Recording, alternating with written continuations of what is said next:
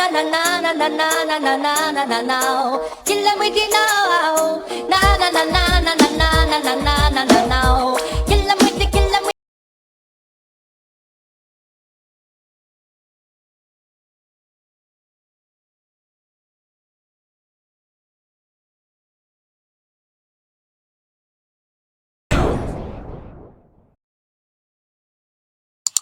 Hey loves, how's it going? Hope all is well. Welcome back to my channel. Today I'm here with a new video. Today I'm here with a video about a show on FX called Pose.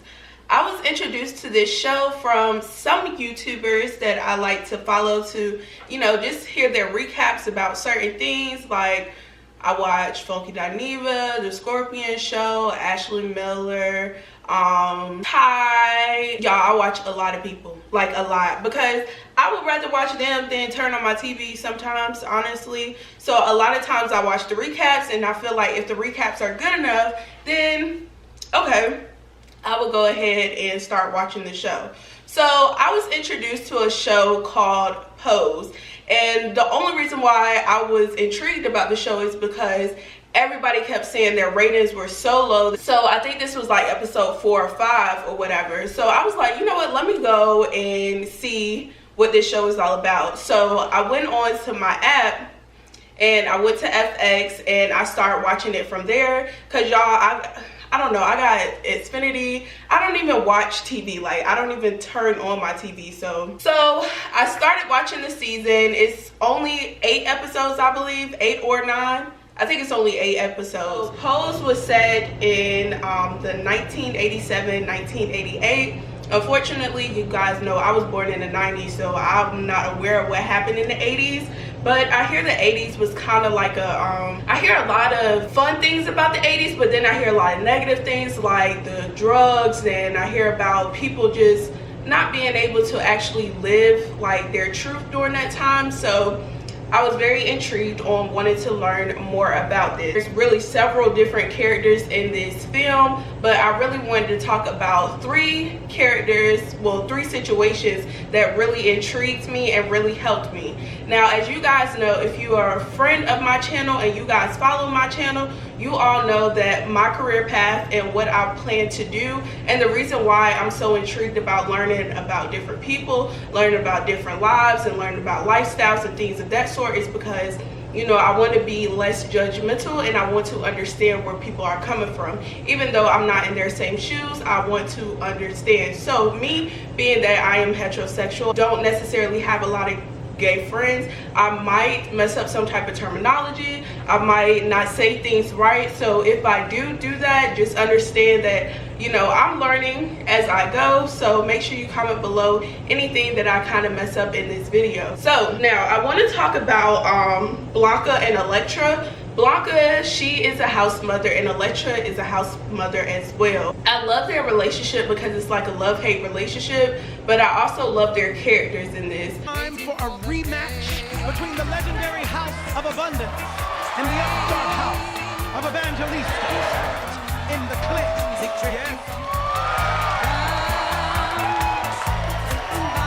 Blanca is very, like, she's very motherly, she's very understanding, and I just like her. I like her logic on things, and I like that she cares about her children.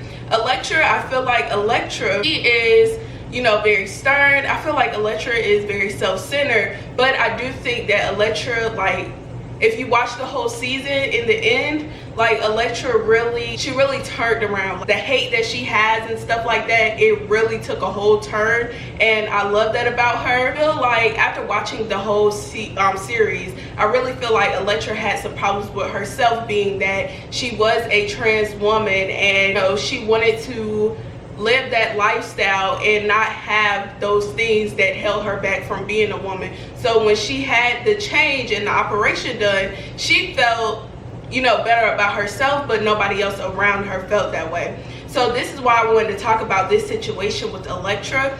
So Elektra was she was the head of her household, and Elektra kind of like, she had majority of her money from the men that she was sleeping with, and the men were kind of fascinated with her. They loved that about her.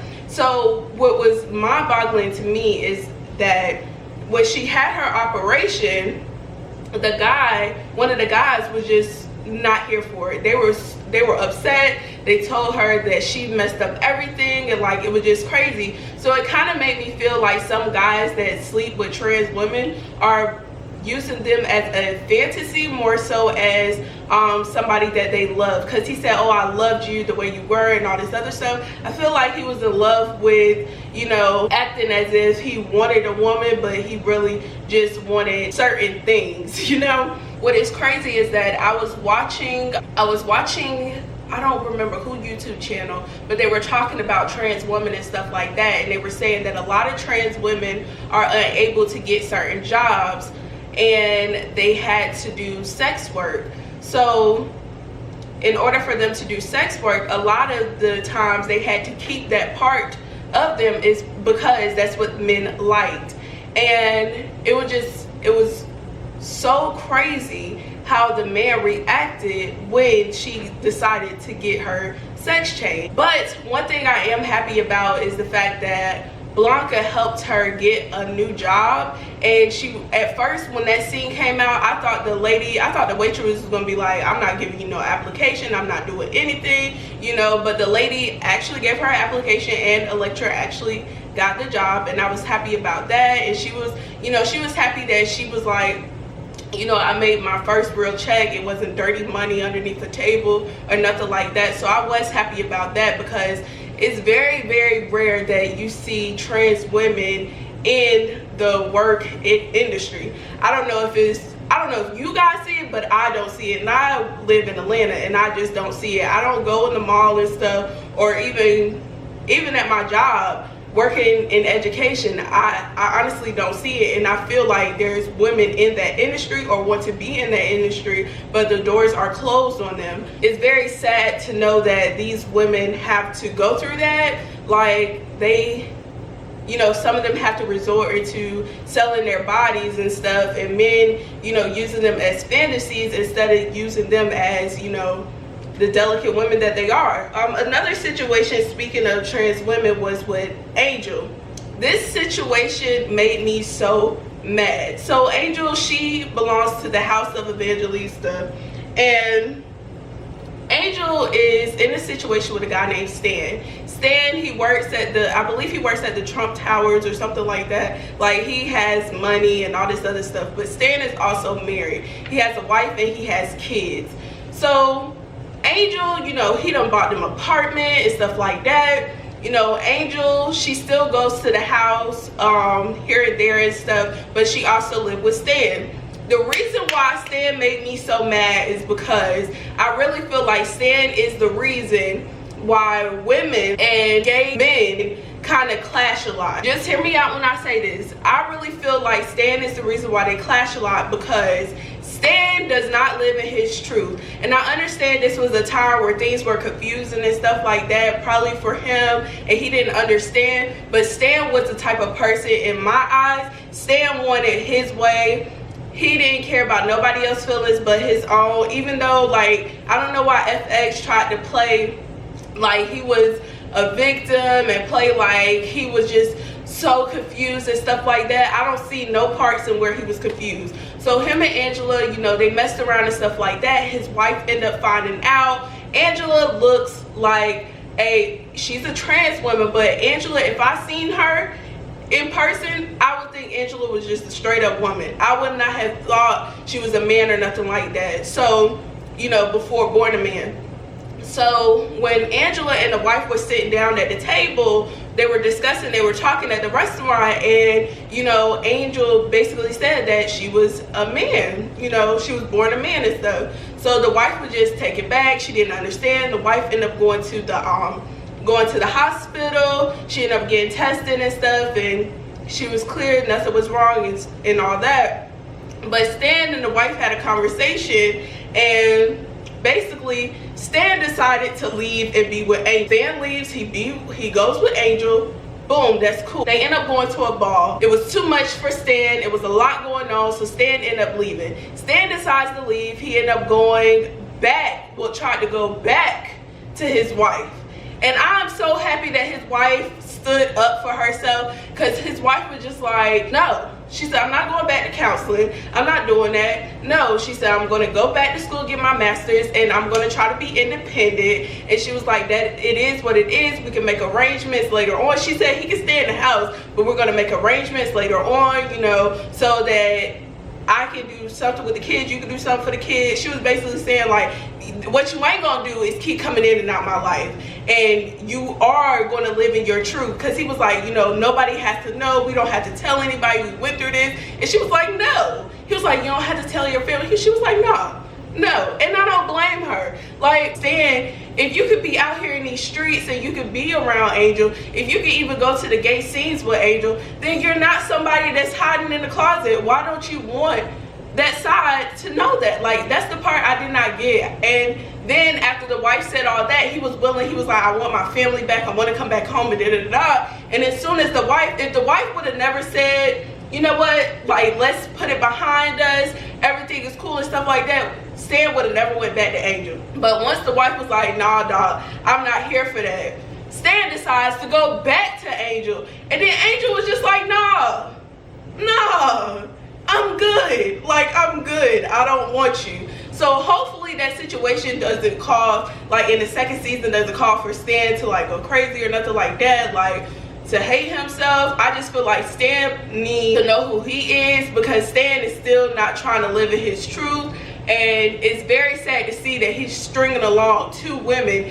and trying to, you know, live for whatever makes him happy instead of, you know, thinking about everybody. He's just very self-centered to me, and I don't care for him at all. You wasn't caring about your wife and your kids and stuff like that when you were in the act and you was cheating on your wife. Like, I don't care for Stan. Y'all tell me y'all opinions on Stan. So the next talking point, and this is my last talking point. I know it's a long season. It's a lot of stuff that goes on, but I just really wanted to talk about these three things. My last talking point is Pray Tell. And the reason why I love Pray Tell, he's my favorite character on this series. Pray Tell related to me so much because Pray Tell he was the MC of the ball scene and stuff like that. All of this is around the ball, you know, all of this got all that going on, like, it's dope. But Pray Tell had a situation where he's HIV positive and his lover is HIV positive. His boyfriend, I don't know if they were married or anything like that. So seeing the hospital scenes and stuff like that is crazy, because the more I did research after it, like during that time in the 80s and stuff like that with HIV, it was kind of like they would have people that had AIDS and stuff like that were in the hospitals. They had them all suited up together. Like, it was like some camp stuff. Like, it was sad to see, because the people that had AIDS, they looked like they were dying. Like, I know people that have HIV and they look just like me, they look like you, they look like everybody else. Like, you cannot really tell who has HIV these days, but you could tell, like, seriously tell. And I know they didn't have cures back then, I know they didn't have a lot of things, but Pray Tell said something in this thing that made me think, is HIV and AIDS something man-made? Like, I promise y'all. Pray Tell was like, he said, I remember back, he was talking to his boyfriend, he was like, I remember back then, he was like, everything was free, everything was happy, and then he was like, this just ended up coming up, and then this ended up killing all of us, and all this other stuff. And it was like, this is crazy, because, you know, I had a relative, I actually had two relatives that ended up passing away from AIDS. Well, they passed away from the symptoms, and I was just like, they called it around that time and stuff, and I'm just like, you know what is crazy? Honestly, is it something that they injected in black men? It just make you think, like, it make you, all these conspiracy theories and stuff, it just made you think, like, is this something man-made? Because the way it kills off black gay men is just so crazy to me. Like, why is it so dominant in our culture? And the fact that majority of people that have it are black women is something that is very scary to me, because I'm just like, even though now there's so many different medications out there, like I remember when I was in 6th grade, and back at home, like in Fayetteville, North Carolina, they teach us sex ed and stuff in middle school. When we were in middle school, we had this activist come every single year to talk about HIV and AIDS. And this guy, he was basically saying at that time, all his friends that had it back in the 80s and stuff like that, he was the only one that survived. And he said the reason why he was the only one that survived is because, like, when he found out he had the symptoms, like, he was saying some people didn't even want to go get tested. He was like, it was a very scary time back then. He went to the doctor and stuff, and basically he was using the first medications that they had, and every time he would upgrade. He talked to us about like counts and stuff. He talked to us about the blood cells, the symptoms, and things that he can and can't do. Like, he talked to us about a lot, and it's crazy. Like, I wonder what he's doing today, because I know he's still alive. Like, I know he has to be still alive, because he really, you know, he was up on it on everything. And he always told us, he was like, one day he was like, it's going to be a cure for it.